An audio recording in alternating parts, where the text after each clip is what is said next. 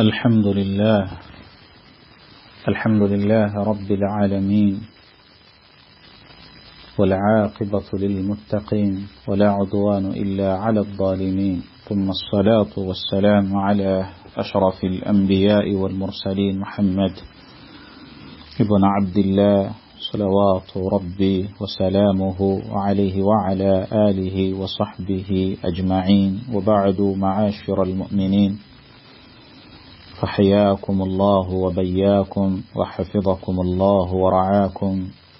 وجعل الجنة مثوانا ومثواكم، وتقبل منا جميعا صالح الأعمال، إنه ولي ذلك والقادر عليه. أحبتي في الله،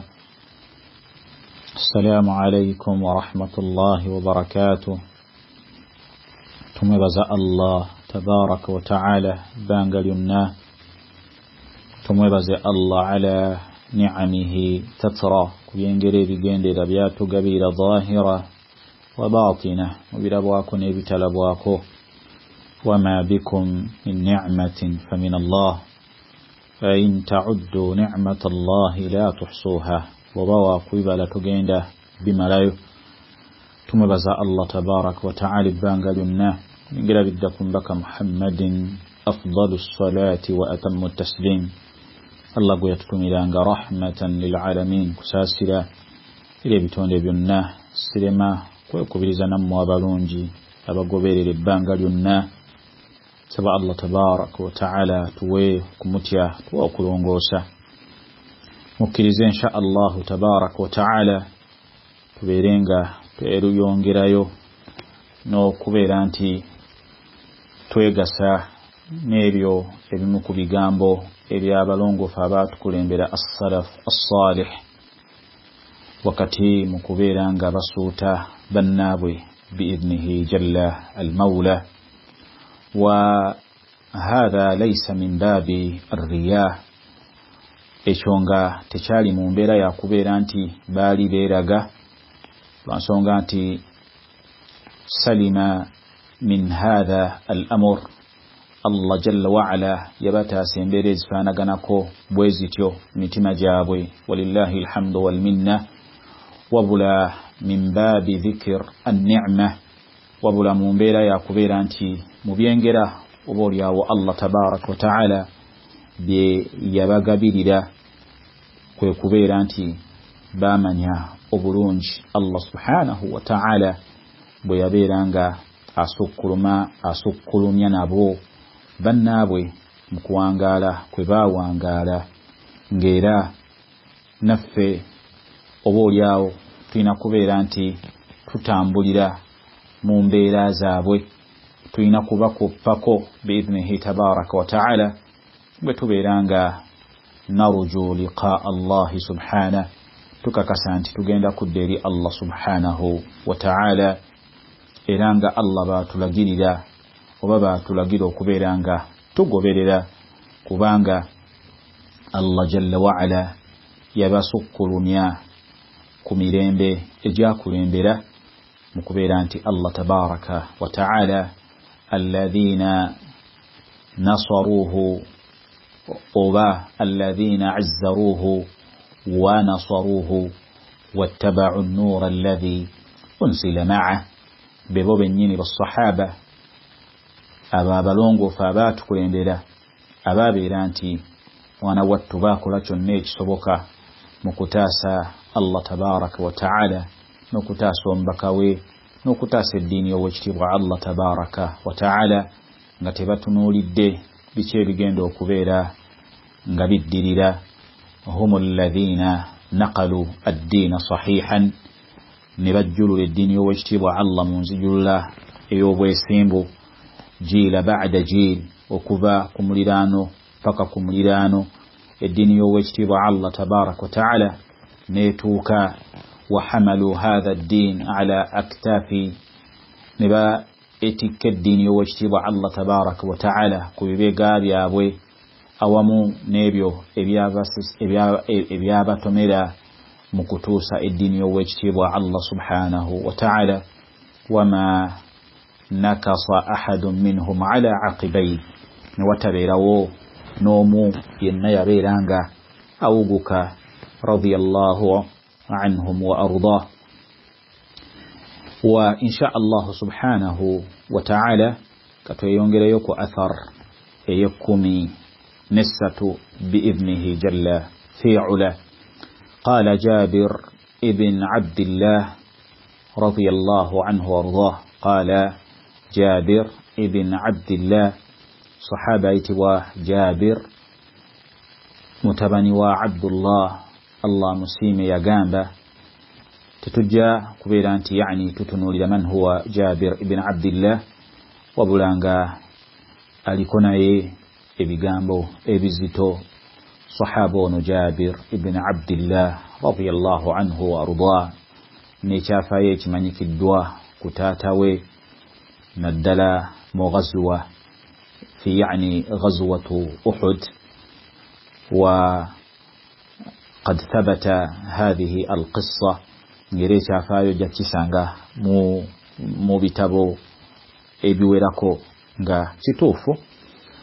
wabula sahaba ono ayitibwa Jabir ibn Abdillah radiyallahu anhu warda agamba ma minna ahadun tewaliyo n'omukuffe ma minna ahadun tewaliyo n'omukuffe adraka ad-dunya eyabeera nti yaliwo mu dunya Allah jalla wa ala najimuwangazaamu nabeera mu abo abaali mu buwangazi bw'edduniya eno illa waqad maala biha aw maalat bih, okujjako nga muffe Jabir kyagamba tewaaliwo n'omu ku ffe yenna okujjako nga omutima gwe gwabeera nga gugezaako okubeera nti gutwalibwa edduniya nga amakulu kuffe abaawangaala tewaaliyo n'omu yenna okujjako nga edduniya yagezaako okubeera nga etusika, yagezaako okubeera nga edduniya etuwugula illa Abdullahi ibn Umar, okujjako sahaba w'ombaka ayitibwa Abdullah ibn Umar radiyallahu anhuma. ono Abdullah ibn Umar ye yali mutabani wa Umar amanyikiddwa yali mba ahli as-suffa abalinga yani fuqara, yali mbaavu abalinga basula muziki gombaka sallallahu alayhi wa alihi wa sallam, abali mwabo ba az-zuhad abali berekereza ne bava ku dunia nga bamanyikiddwako okubeera nti ubad basinza ekigenze waleri Allah subhanahu wa ta'ala mu kubbinkira mu kola ibadat wa hakadha. Abdullah ibn Umar kakati Jabir ibn Abdillah bwe yali amwogerako mu atharino yagamba ma minna ahadun adraka ad-dunya, tewaliyo n'omu ku ffe okujjako nga mu kuwangaala kwe ku dunia edduniya yagezaako okubeera nti illa waqad maala biha aw maalat bih, okujjako nga edduniya yagezaako okubeera nga emusika emuwugulawugula illa Abdullah ibn Umar, okujjako Abdullah ibn Umar oye mwana wattu Allah yali yamutamisa edduniya nga tayinaayo kyonna kiyinza kubeera nti kimuwugula mu dduniya y'owekitiibwa Allah tabaraka wa ta'ala, okujjako okubeera ku Allah we n'okumusinza sahaba ono, era nga wala shak tetukibuusabuusaamu yadde era ojja kisanga mu bitabo bya hadith nga y'omu ku abo era abajja mu kubeera nti batutuusaako sunna z'omubaka alayhi salatu wassalam, era nga yali omu ku abo abaagoberera omubaka alayhi salatu wassalam Abdullah ibn Umar, ng'ojja ssanga hadith eziwerako ddala nga y'omu ku abo abazituusa okuzijjulula okuva ku mubaka alayhi salatu wassalam, nsonga nti yalazama omubaka sallallahu alayhi wasallam yamugoberera n'amunywako oba n'amuggyako enkola n'ebigambo olwaleero eby'omugaso. Sahaba oyo Abdullahi ibn Umar يلي متبني وصحابة منك الدعاء عمر ابن الخطاب رضي الله عنه وأرضاه إلانغا أثرينو وجدي سانغا مصنف ابن أبي شيبة